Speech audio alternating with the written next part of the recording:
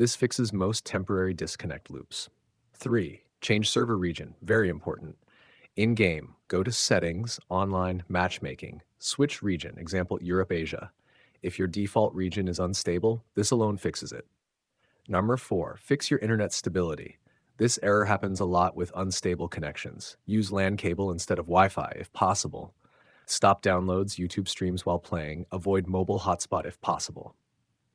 Number 5, disable VPN proxy. Dead by Daylight servers often disconnect players using VPNs, proxy apps, ping booster tools. Turn them off completely.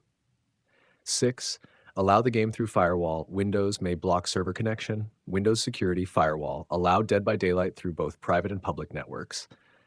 For 7, flush network settings fixes hidden issues. Open command prompt, admin, and run.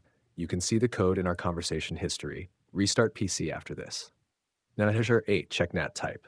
If NAT is strict, disconnects happen. Enable UPnP in router settings or set NAT to open. 9. Verify game files. Steam, Epic, Dead by Daylight, properties, verify integrity.